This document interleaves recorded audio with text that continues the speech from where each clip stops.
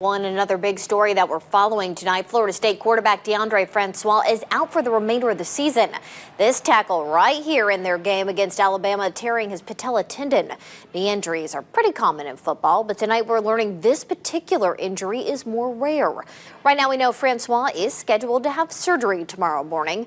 Tonight our Tiffany Lewis looks deeper into this type of injury and what the recovery process looks like.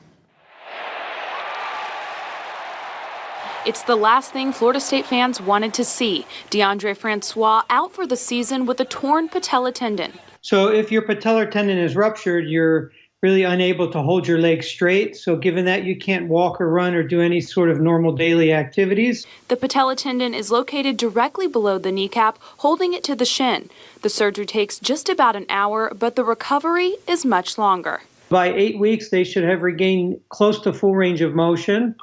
And then the majority of the rehab after that time, once they've regained motion, is focused on regaining strength. Nicky Carnicelli, an FSU student, was watching the game Saturday. I was thinking definitely ACL or something, but I was surprised for patella. I really was. I was surprised.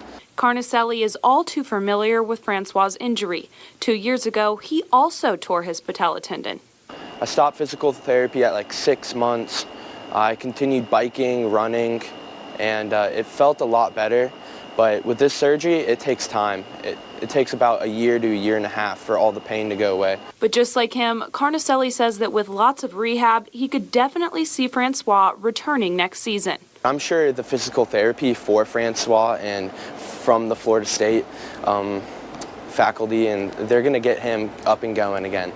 With the hope of him getting back on the field. In Tallahassee, Tiffany Lewis, WCTV Eyewitness News.